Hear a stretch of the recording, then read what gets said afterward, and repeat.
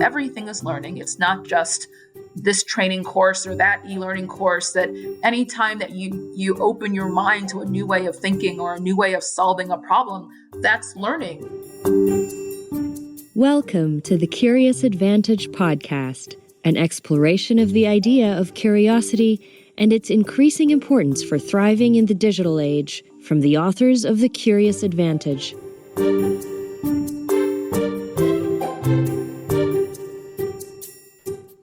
Hello and welcome to this episode of the Curious Advantage podcast. This series is about how individuals and organisations use the power of curiosity to drive success in their lives and businesses, especially in the context of our new digital reality. It brings to life the latest understanding from neuroscience, anthropology, history, business and behaviourism about curiosity and makes these useful for everyone. My name is Simon Brown. I'm one of the co-authors of the book The Curious Advantage, and today I'm here with my co-authors Garrick Jones. Hello. And Paul Ashcroft. Hi. And we're delighted to be joined by Pamay Bassey. Pamay is an entrepreneur, executive, world traveller, educator, writer, comedian, and philosopher. Her day job is as Chief Learning and Diversity Officer for the Kraft Heinz Company, where she creates a culture of continuous learning and drives the company's global learning and development strategy and initiatives through Owniversity, which we'll hear about later, Kraft's Heinz Corporate University. Pamay has deep expertise in learning theories derived from artificial intelligence research and practical experience designing and developing highly rated learning solutions and transformative professional development programs. Prior to her joining Kraft Heinz, she served as the global head of learning platform and professional development for BlackRock, the world's largest asset management company, and she was previously president of the Pamay Group, an e-learning design and strategy company. Alongside her day job, Pamay is Chief Experience Officer of the My 52 Weeks of Worship project, through which she facilitates courageous conversations about cultural and interfaith diversity, inclusion and understanding. This informed her 2018 TEDx talk, Navigating Sacred Spaces, and also her book, My 52 Weeks of Worship, Lessons from a Global Spiritual Interfaith Journey. Pamay serves as chair of the National Advisory Board of the Haas Center for Public Service at Stanford University and is past co-president of the Stanford National Black Alumni Association. She earned a bachelor's degree in symbolic systems from Stanford with an artificial intelligence concentration and a master's in computer science from Northwestern. She's also a graduate of the Second City Conservatory program in Chicago and an advanced study of improvisational comedy and theatre. It's an honour to welcome you to the Curious Advantage podcast, Pamay. Thank you so much for having me. I'm excited to be here. Oh, thank you. So what an impressive background. To kick off, I'd love to understand your journey to CLO or Chief Learning and Diversity Officer at Kraft Heinz from studying AI at Stanford University. Can you take us on that journey? I can. It has been quite a journey. And I'm one who likes to say that you look in your rearview mirror and it all seems like it makes sense, but at the time, you're just kind of making the next best choice based on interests and opportunities. I started as a techie, as we call it at Stanford. I studied symbolic systems, which was a combination of the study of a number of different disciplines: computer science, philosophy, psychology, linguistics, and logic. Many other organizations or universities may call it something like cognitive science. I was interested in AI from a very young age, and so that was my concentration. And I thought, as I was, studying, that I would be a software designer or a software developer, or I would be in somewhere in part of an effort to create intelligent computers.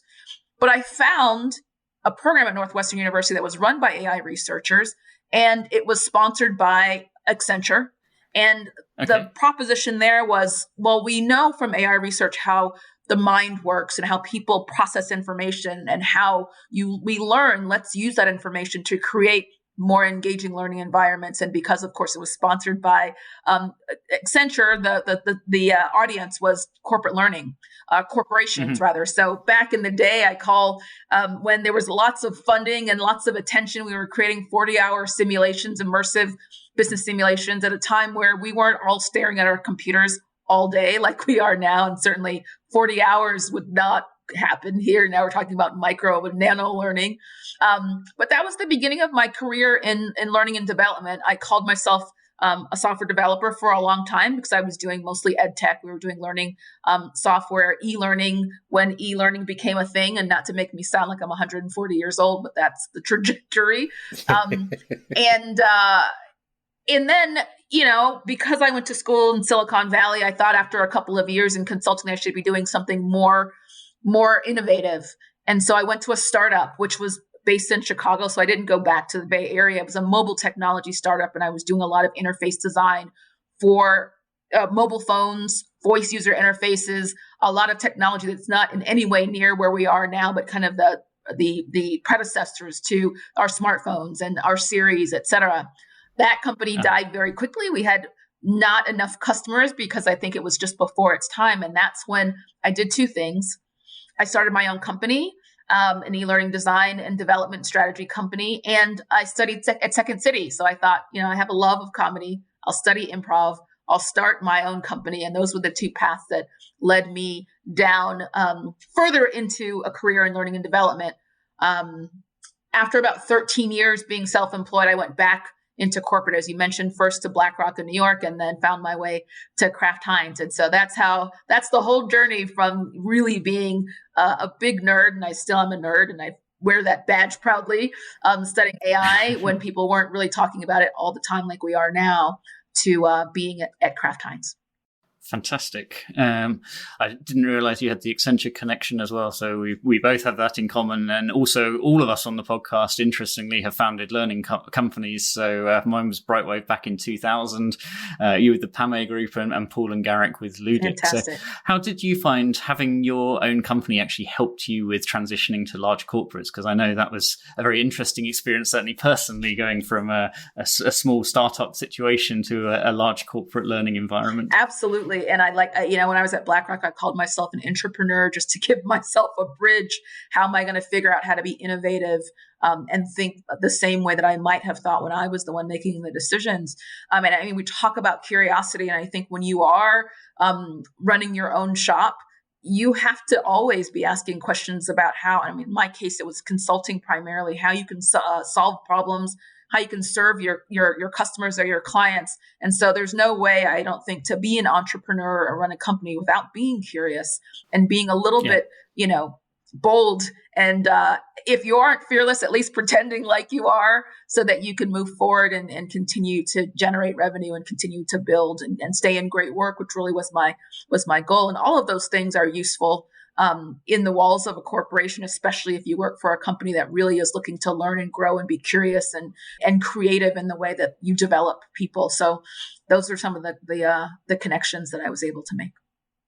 Pamay, I love that you got straight into curiosity. Could you share some of the stories of the great work you've been doing with your associates at Kraft Heinz developing their curiosity? Absolutely. And when people ask me what I do, as Simon mentioned, I say one of my jobs is to drive a culture of continuous learning, bold creativity, and intellectual curiosity. I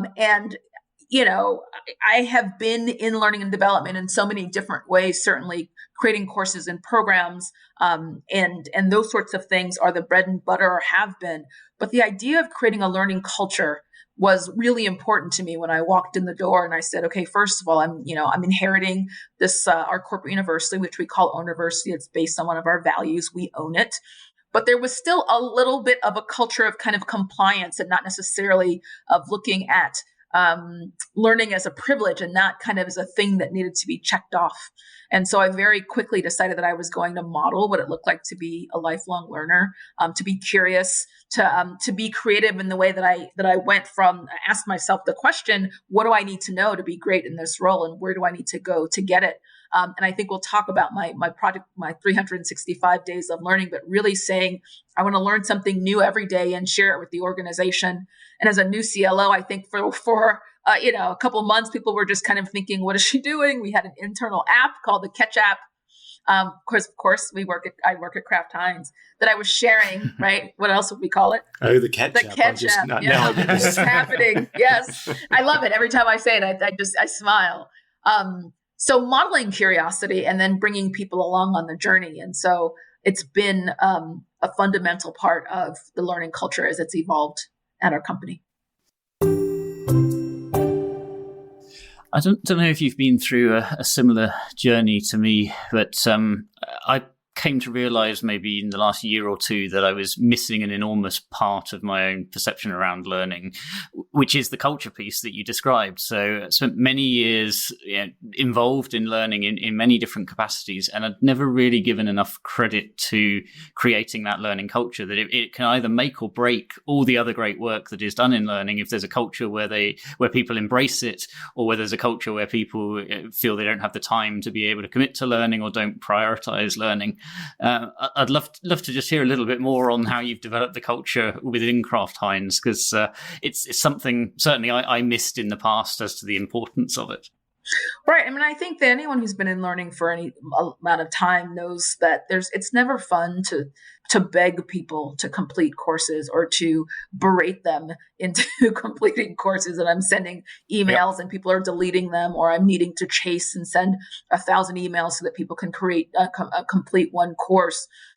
And so that was one of the things I definitely have no love for. And so being able to, from the very beginning, show that, first of all, everything is learning. It's not just this training course or that e-learning course, that anytime that you open your mind to a new way of thinking or a new way of solving a problem, that's learning. And certainly that is important, especially if you are a company that's growing and learning and transforming as our company was.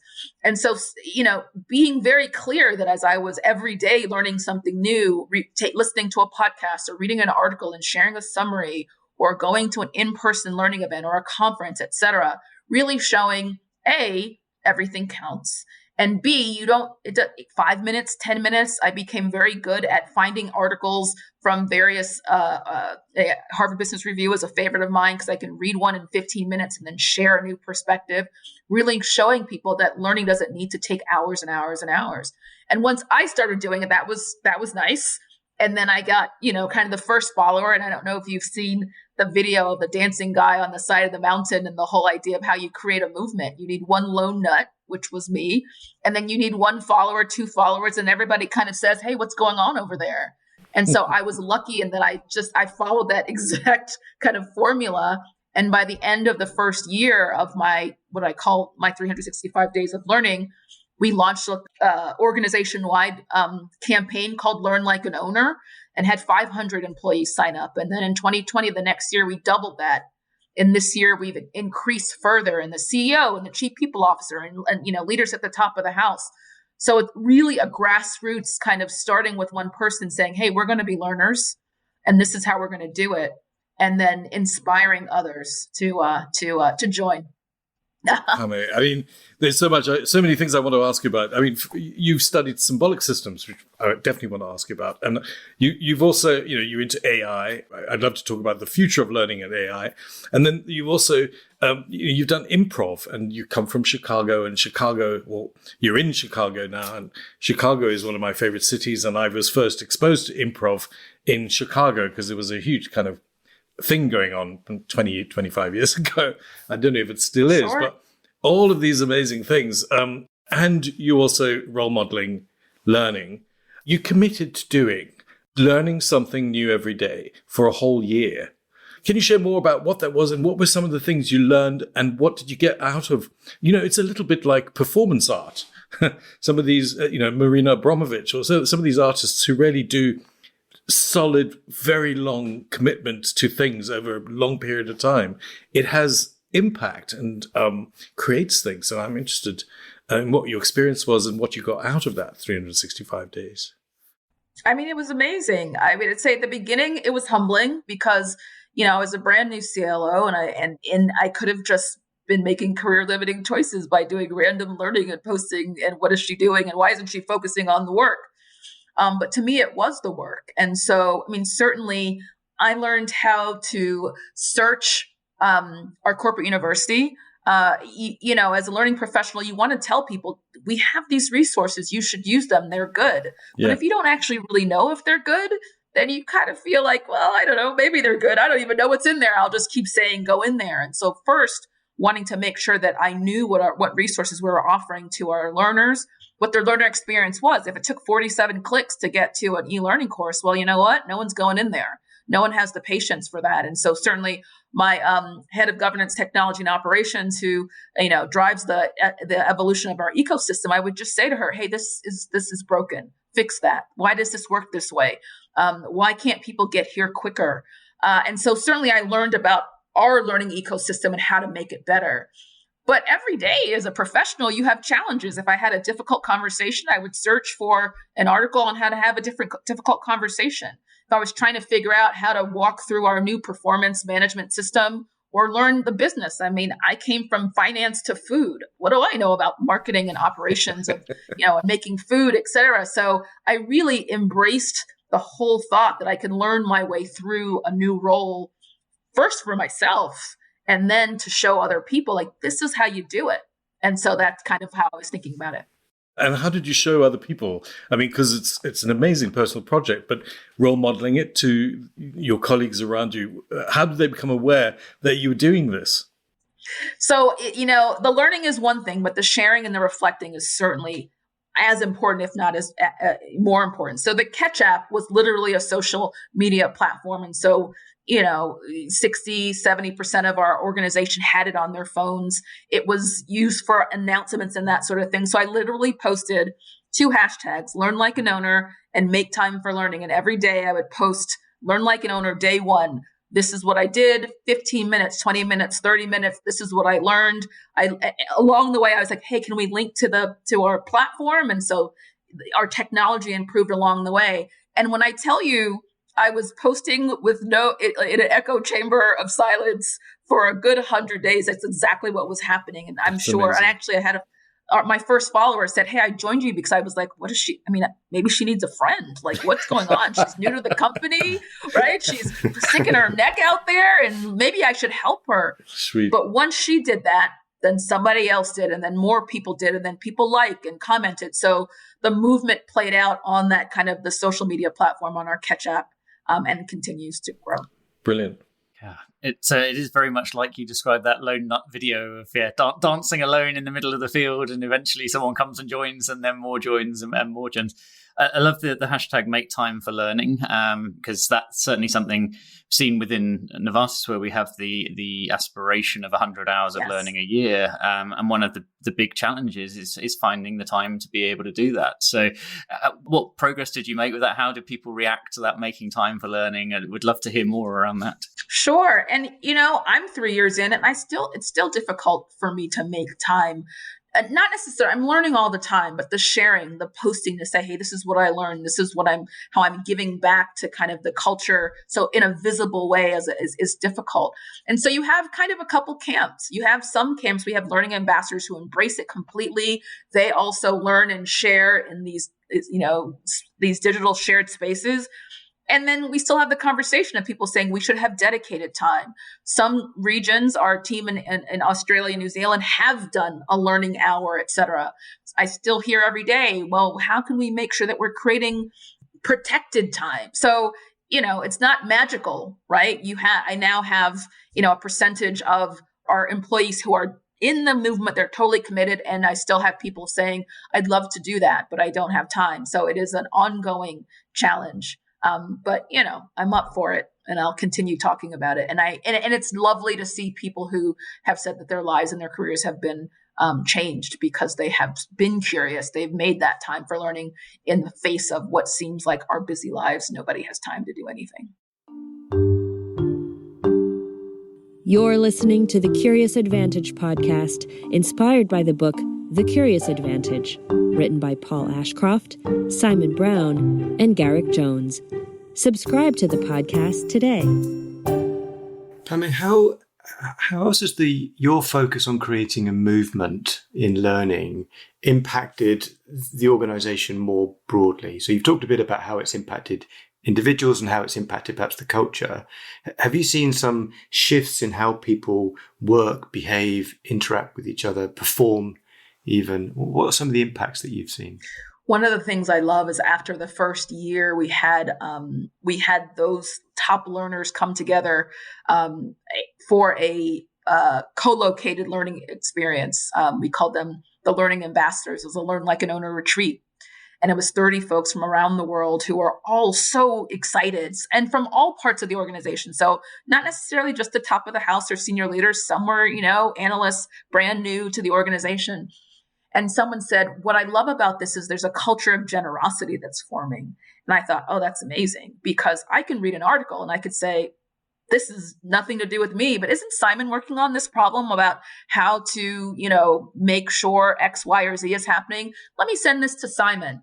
So my team members are sending me articles. My CEO is sending me articles. Like, we are sharing the things that we're learning.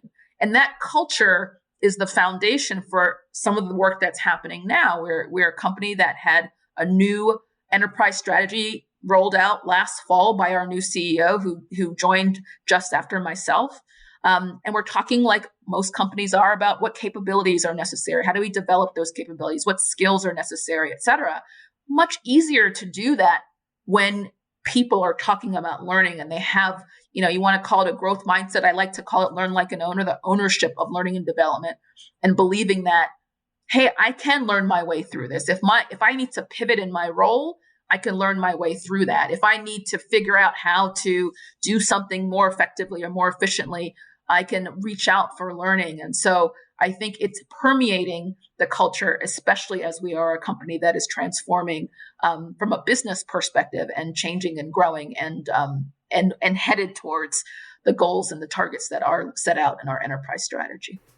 I love that, and I love that it started from learning, and that you're cultivating a spirit of generosity, and then from generosity sharing, and then how that sharing goes out into the organization. That's a very nice sentiment. Yeah, and we talk about the power of we. So certainly, I'm just happy to contribute to my peers, the leaders in the functions, marketing and sales and innovation and procurement and ops, supporting the work that they need to do and the work that employees need to do to drive the strategy. So, it is me alongside my peers and my colleagues, and that's just a wonderful place to be. It's very interesting. You're coming from the Kraft Company, for example. Kraft took over the Cadbury Company some years ago in Britain, and it caused a bit of a kerfuffle, as we say, because Cadbury's was so much a kind of a British brand. And one of the reasons why it sort of struck a chord or hit a nerve was because Cadbury's was set up by the Quaker movement in the 1800s and had a very sort of highly principled, almost utopian kind of background. And the Quakers who'd set up the factories had wanted to create chocolate for everybody, but they also wanted to create utopian workspaces, and they built villages, one called Bourneville, which still exists. And they were part of a movement which was really trying to reinvent the world, very principled and with values. It's interesting hearing you talk, because I'm hearing principles and values in everything you say. And you talked about your 365 days of learning. And I know that connected to another project you had, which you've mentioned, which was 52 weeks of worship. And that informed your book, and it informed your TED Talk, which is fascinating. Can you tell us a little bit more about your 52 weeks of worship project? Absolutely. And first, I have to say, I've been at Kraft Heinz for 3 years. I did not know about the Quaker Cadbury Kraft connection. So thank you for teaching me something new. I will send you some stuff. I'll have to, go down that rabbit hole of learning.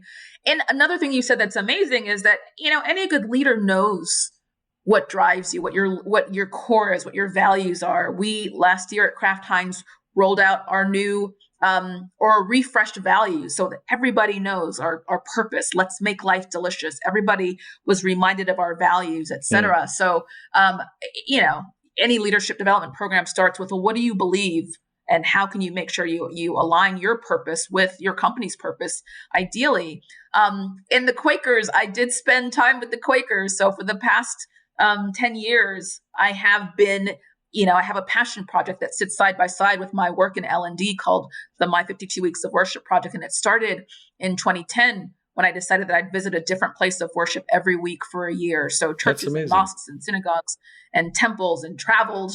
It was not an academic exercise. I just followed my, interest. So from the south side of Chicago to South Africa, from Brazil to Brooklyn.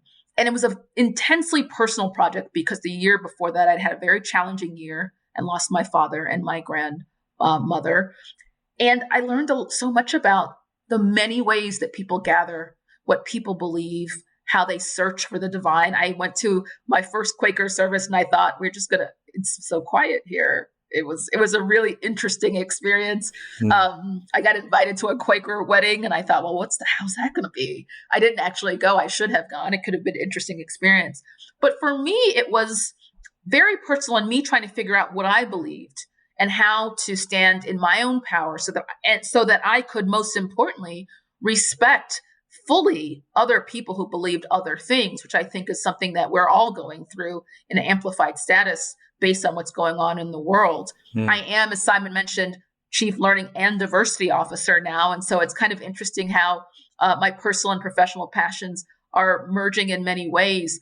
And that whole thought that in order to really embrace diversity and be an inclusive leader, you have to know who you are and what you stand for and what you believe, and become very comfortable respecting other people who believe something completely different or have different lived experiences. And it takes practice. And I had a lot of that. This is right at the heart of what we believe about curiosity. In 2 of our 7 C's, one is about context. And if you're going to learn about religions, why not explore 52 different types of religion every week for a year? There's going to generate some context. And the other one we have is our one about critical thinking, which is about keeping your unconscious bias in check and being able to reflect and understand the diversity that is around and ask curious questions as a leader. It's absolutely fascinating to me that in your own journey, you've gone very wide first and then figured out for yourself where you stand and what you want to do, which is astonishing. Can you tell us a little bit more about what you discovered about the sacred and sacred spaces in our contemporary world? Yeah, sure. And again, now that we have all been kind of sequestered in our various home spaces and had to, gather virtually, that the idea of a sacred space is even more poignant, right? I don't necessarily need to be co-located in a place that looks like a traditional place of worship. I can make a space sacred based on my intentions, based on my rituals, based on my routines, based on me deciding that this is a place where I'm going to go deep inside and learn about myself and how I want to show up in the world, et cetera. And I actually feel very blessed that at the time I was able to walk into people's really special spaces and just be a visitor and said, there were some times where they weren't even speaking English. And I said, you know what, don't change what you're doing. I'm just going to absorb the energy here. I'm just going to observe and that sort of thing. And to your point about context, when you are a visitor in somebody's space or somebody's life, or you're trying to interact with somebody so different than yourself, it's an amazing practice to say, you know what, I'm just going to be quiet and listen to what you have to say to me. That's so cool. What's coming out of the words that are coming out of your work, that the experiences you've had, and I'm going to be humble and I'm going to let what I learn change who I am, change the way I lead, et cetera. And those spaces where you are learning and growing in that way, I do believe are sacred. Certainly I could go down and talk a rabbit hole and talk to you about theology and worship and religion. It's another love of mine. But if you take those lessons and bubble them up into a corporate space, is how can I see you and your superpowers and what you believe and how you contribute, and respect that and figure out a way to engage with you respectfully. That's very moving. Yeah. Pamay, I wanted to ask you a question. I think you're possibly one of the few people in the world that would have the context to answer this question, but you have a background in artificial intelligence and computer science, but also sacred spaces. So my question is, as we more and more now live and inhabit these virtual and digital worlds, where are the sacred spaces here? What are the implications of that, do you think? I think that we as humans, and I still believe this, and I'm sure there's an AI scientist or researcher out here will say, no, she's wrong, are unique in our humanity, right? And so you can talk about artificial intelligence, or you can talk about augmented intelligence, where we are allowing technology to do the tasks that we didn't really want to do or are not so great at anyway. Like we think about machine learning and, so much data and doing that analysis so quickly, more quickly than perhaps a human could do, leaving us to do the things that require empathy or require us to stand in our humanity, to interact with other humans. I do think we have to protect that because, as we learned this year, it's nice to be able to see you through the screen, but it's also nice to be able to stay and be in a space with you when we could be human to human. So I think that being intentional about protecting and nurturing sacred spaces where we can interact with each other in only the way that humans can, and being creative and innovative about using technology to do the things that don't really require humanity. We still have to create them, right? Technology, thankfully, at this point, cannot create itself. We're writing the rules. We're creating the algorithms. We're doing all of those things. And so I think it's really being thoughtful about how to ethically say, let computers do that. We're going to do this, and we're going to protect the spaces where humanity is necessary, where we do our best work as humans. And you really touched me, actually, and made me think about it's how we are with people, even in the digital realm, even now, how we are listening, how we recognize them, how we recognize the stuff that we don't see or allow that to be present, which in some ways is sacred. And I haven't thought about that before, and I thank you for that. That's given me a lot to think about. I want to ask, if you combine the attitude of faith and also what you know about symbolic systems, how are these relevant these days? What I loved about studying symbolic systems was really looking at a challenge or a thought or a set of information from different perspectives, right? Some may think someone who's a computer scientist and someone who's a philosopher, we're like, what are they going to talk about, right? But certainly any time you're trying to make sense of the world, there are symbols involved, right? Anytime you're trying to put together, I loved linguistics, the ways that we work to communicate with each other and how languages evolve and how some people are purists and they say this is language. And some people are saying, hey, you know what? It's evolved so that we can communicate with each other in a completely different way. That's still language. And so I think in the same way that faith, and as a woman of faith, I say you're trying to make sense and order out of what you perhaps can't see, what perhaps seems to be kind of ephemeral, like what am I actually, what the core of who I am or what I believe. There are so many ways that people try to make sense of the world, whether it's philosophers, whether I'm a coder, whether I'm a linguist, whether I'm putting together pieces of logic. And so it's really, I think this is what learning and curiosity is all about.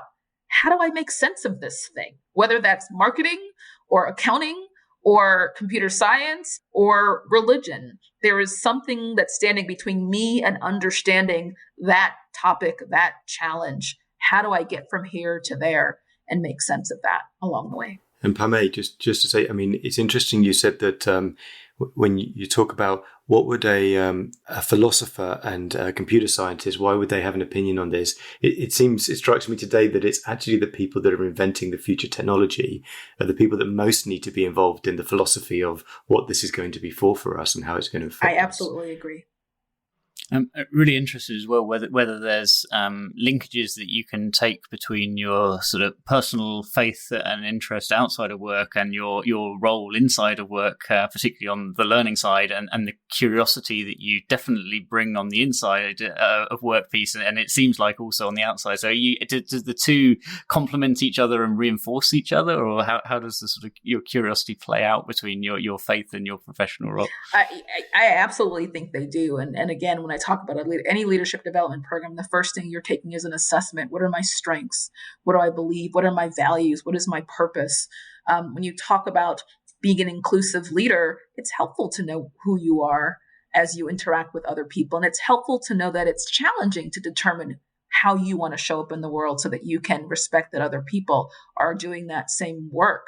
And so, I think if you are self-aware, if you are empathetic, all the things that you are focused. I mean, just because I respect other people's beliefs doesn't mean I have to believe everything. I can still believe what I believe and interact with others who are different than me. And so certainly the lessons that I've learned in my, kind of passion project have made me very thoughtful about how I want to show up in corporate spaces. I am someone who has to see connections. And so it's part of what's been happening over the past, I would say 10, 15 years for me.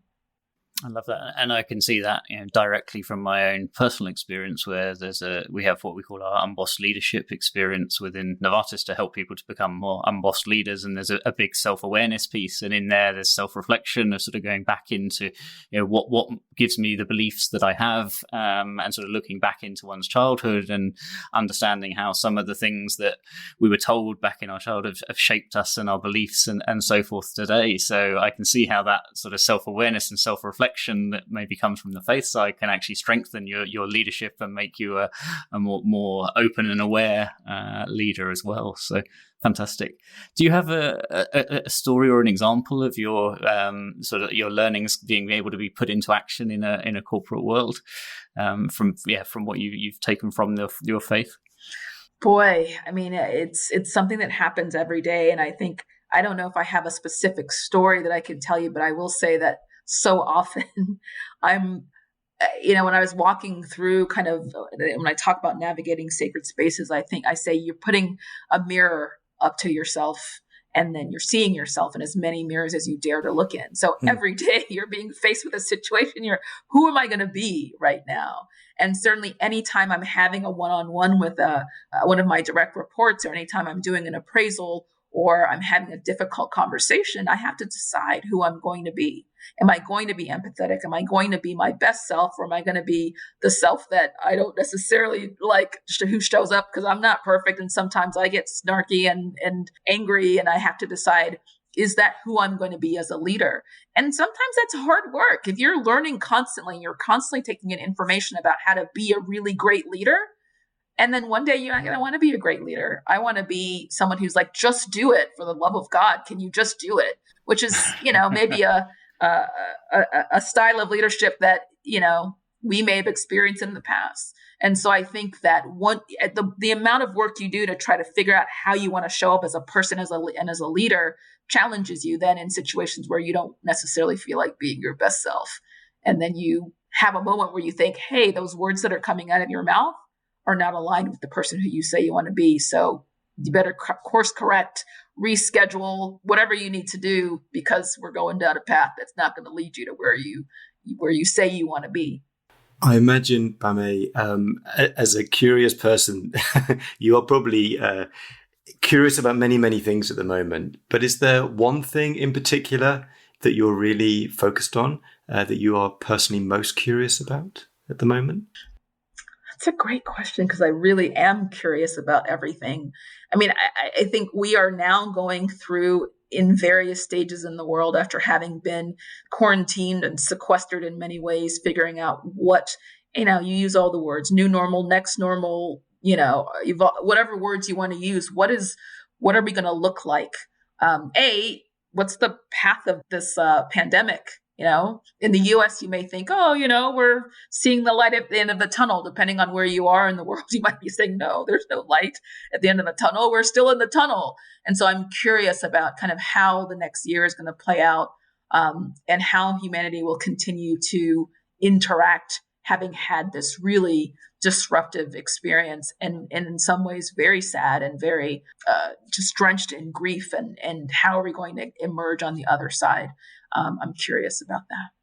Fantastic. So we're nearing the end, Pamay, and we've covered an amazingly rich variety of things, from being an entrepreneur through culture and creating a culture of learning and curiosity, through Ketchup, which I will now remember as a great name for a learning and social media app, how we make time for learning, how it pays off to be the lone nut and actually create the community, and then going into things like sacred spaces in a digital world, and how do we protect those spaces for humanity, as well as how faith can actually improve our leadership skills and self-awareness as well.